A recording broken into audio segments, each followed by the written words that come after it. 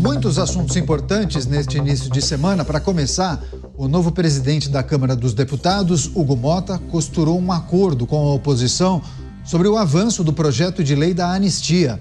Segundo uma reportagem que foi publicada pelo jornal O Globo, Motta procurou o primeiro vice-presidente da Câmara, Altineu Cortes, do PL, que se comprometeu a não pautar essa proposta quando estiver no exercício da presidência da Casa. Além disso, a oposição também combinou que a anistia só será pautada quando a bancada concluir que há chances reais de aprovação. Embora esse acordo firmado por Altineu seja contrário ao desejo de Jair Bolsonaro e seus aliados, a intenção do PL é fazer um aceno a Motta, que já se mostrou favorável à discussão após tomar posse. Enfim, alguns ingredientes que a gente precisa considerar, chamar os nossos comentaristas. Roberto Motta, ao vivo, conectado no Rio de Janeiro. Motta, seja bem-vindo, ótima noite a você, excelente semana. O projeto de lei da anistia e o acordo firmado entre o presidente da Câmara, Hugo Motta, e também a oposição na pessoa do primeiro vice-presidente, Altineu Cortes, que é do PL, né? O acerto foi o seguinte, que o PL da anistia não seja pautado na ausência de Motta, que muitas vezes, em razão de uma viagem, não estará presente, Altineu irá substituí-lo. Então, que o agendamento não seja feito na ausência de Hugo Motta. Naturalmente, a ideia é evitar pegadinhas e também que dê tempo ao amplo debate com todas as lideranças concordando com a pauta. Com você, Motta, bem-vindo mais uma vez. A anistia é um assunto urgente. Boa noite, Caniato, boa noite, meus colegas de bancada, boa noite, nossa audiência. Há cidadãos brasileiros presos, cumprindo penas absurdas, enquanto milhares de criminosos andam pelas ruas soltos. É preciso prender os criminosos e soltar quem não merece estar preso. Nesse país criaram-se inúmeras dificuldades para prender criminosas que tivessem filhos. Mas há uma manifestante, mãe de 2 crianças, que está presa por escrever com batom em uma estátua. Essa injustiça é uma ferida aberta na democracia brasileira. É um tapa na cara dado diariamente nos homens e mulheres de bem desse país. Chamar os nossos comentaristas para trazer as impressões sobre esse destaque de abertura, oposição fechando um acordo sobre o projeto de lei da anistia. O Luiz Felipe Dávila também com a gente. Dávila, seja bem-vindo, ótima noite a você. Cristiano Beraldo também em tela. Começo com você, Dávila. O que a gente precisa considerar em relação a essa costura que vem sendo feita por Hugo Motta? É preciso, naturalmente, debater esse projeto de lei da anistia e muitos falam na tentativa de evitar pegadinhas, né? Aquela situação que a gente já observou em outras legislaturas. O presidente da Câmara tem um compromisso no exterior e aí aquele vice-presidente que assume a presidência decide aproveitar aquele momento e pautar rapidamente, né? Tratorando o processo. É preciso respeitar o acordo feito com as lideranças e debater esse tema que é bem sensível, né? É verdade, Caniato. Boa noite a você, ao Motta, ao Beraldo e a toda a nossa audiência. Esse é um assunto fundamental, muito importante, porque, como nós sempre comentamos nos Pingos nos Is, resolve um problema muito sério, a violação da Constituição brasileira no seu artigo 5º, que garante a plena liberdade de expressão, de opinião e de crença. Esses cidadãos que foram, sim, arruaceiros, no dia 8 de janeiro, cometeram arruaça, mas jamais crime contra a ordem democrática. Foram julgados e condenados por um processo secreto que desrespeitou o Estado de Direito, o devido processo legal e o direito à ampla defesa. Por isso, a anistia vai, na verdade, acabar com uma injustiça cometida que foi o atropelamento da Constituição e do Estado Democrático de Direito para condenar essas pessoas como se fossem terroristas ou criminosos contra a ordem democrática, que nunca foram. O segundo ponto é político. A construção do presidente Hugo Mota no consenso para votar essa matéria é fundamental. Une a oposição, mas precisa ser feito com muito cuidado. Com cuidado para ter a maioria dos votos e aprovar. Isso exige construção política, entendimento do escopo do projeto.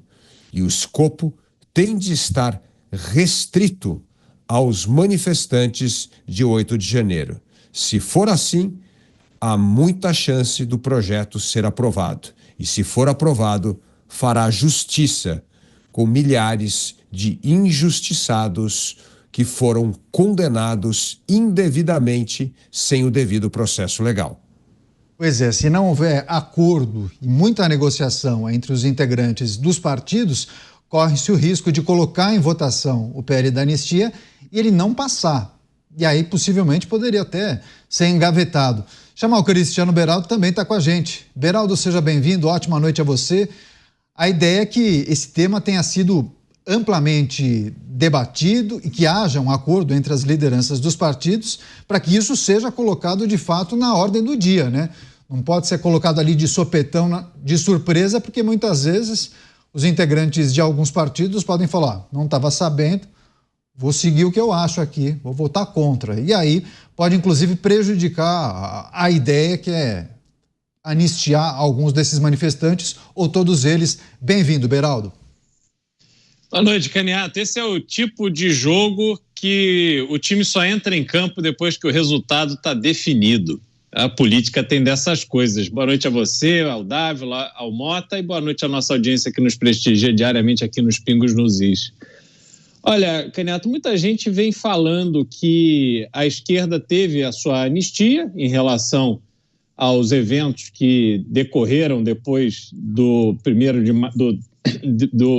março de 1964, mas há uma diferença muito importante em relação ao que aconteceu no Brasil no dia 8 de janeiro.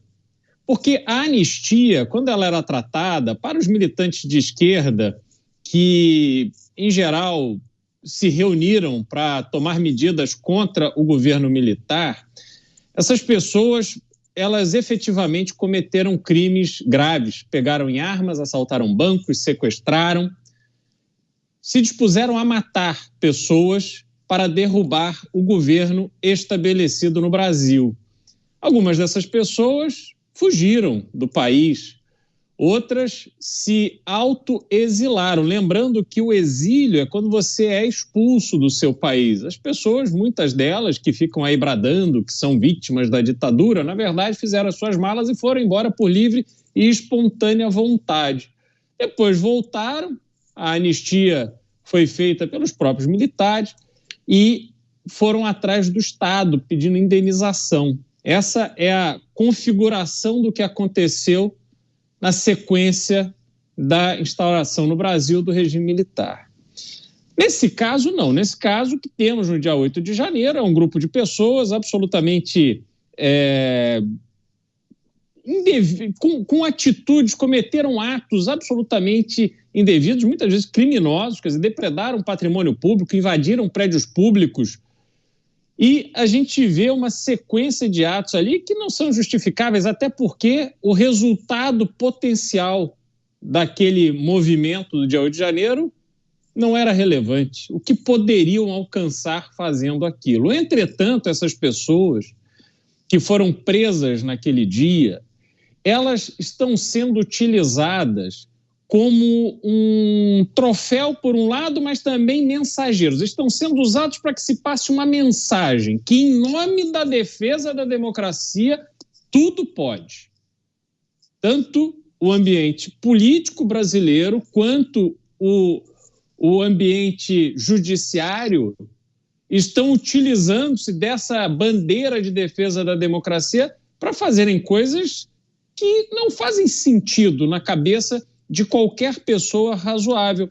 E essas homens e mulheres que estavam ali no 8 de janeiro, pelo menos boa parte deles, claramente não tem razão para serem condenados a 17 anos de prisão, como vários estão sendo. Isso precisa ser corrigido.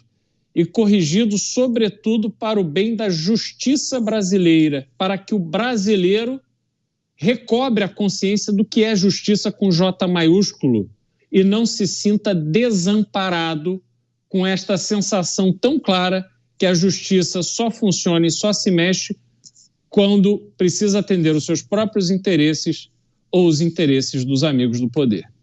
Pois é, o Beraldo mencionou a pena imposta a um desses manifestantes baderneiros, enfim, 17 anos. O Mota também trouxe a informação de uma mulher que recebeu a mesma pena, e alguns parlamentares têm manifestado descontentamento com essas penas que estão sendo impostas pela Suprema Corte, e até o senador Rogério Marinho fez uma comparação, né? Um caso de muita repercussão, uma mulher que acabou matando o marido, esquartejando o marido, um caso que inclusive virou documentário, livro, um caso bem conhecido. Essa mulher acabou recebendo a pena de 16 anos de prisão, e ele faz essa comparação. Enquanto a mulher pichou uma estátua com batom, recebeu 17 anos de prisão. 17 anos. E aí essa outra mulher que eu mencionei há pouco, 16 anos. Então há uma disparidade na avaliação de muitas lideranças, muitos políticos, até juristas. Agora, Mota, o Hugo Mota, presidente da Câmara, concedeu há alguns dias uma entrevista a uma emissora de rádio do seu estado, da Paraíba, e ele reforçou que os atos de 8 de janeiro não teriam sido uma tentativa de golpe de Estado, e sim atos de depredação, arruaça, baderna, e ele sinalizou, inclusive, que a Câmara poderia avançar com a discussão e análise do PL da anistia. Pois bem, já nessa segunda-feira, Mota, surge uma informação, ok, de bastidor, mas que Hugo Mota estaria arrependido de tal declaração, e, inclusive, a informação destacada pelo jornalista indica que ele teria procurado ou teria enviado mensagens a integrantes da Suprema Corte Brasileira. Qual lhe parece o receio, ou qual seria o receio de Hugo Mota? Você disse que a anistia é algo urgente, mas da maneira que as coisas estão pintadas, não será um processo fácil.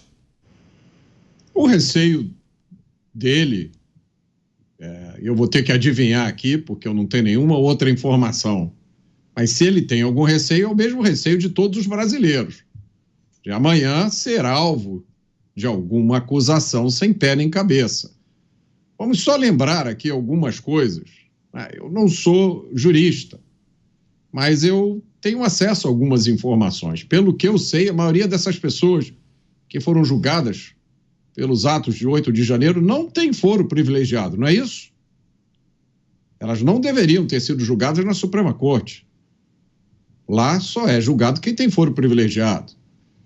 Pelo que eu soube, ficaram todos presos em um ginásio, não foi isso? Homens, mulheres, crianças, idosos. O que vocês imaginam que aconteceria se a polícia do Rio de Janeiro fizesse uma operação numa comunidade e prendesse homens, crianças, idosos, mulheres, todos juntos, em um local? As audiências de custódia desses manifestantes, pelo que eu sei, não aconteceram em 24 horas, como acontecem as audiências de custódia de sequestradores, de estupradores, de traficantes. Muitos advogados reclamaram que não tinham acesso aos processos. Muitos disseram que as acusações foram feitas com copia e cola, o mesmo conjunto de acusações feitas a todos os réus. Eles dizem que não houve a individualização da conduta, que é uma coisa essencial numa acusação criminal. E, por último, as sentenças absurdamente altas. Então, me parece, e a muita gente, a muitos juristas parece também, que o certo seria anular esses processos. Anular os processos, compensar as pessoas pelo que elas sofreram e tomar providências para que isso nunca mais aconteça. Porque o que aconteceu pode acontecer de novo. Agora, o mais urgente é libertar essas pessoas. Depois que elas forem soltas, eu acho que talvez o Congresso Nacional possa criar uma comissão da verdade para contar a história desses manifestantes que foram tratados como terroristas perigosos pelo Estado ultrademocrático, jurídico, policial do novo direito brasileiro. Isso justamente no país que sempre tratou criminosos perigosos como se fossem pobres coitados.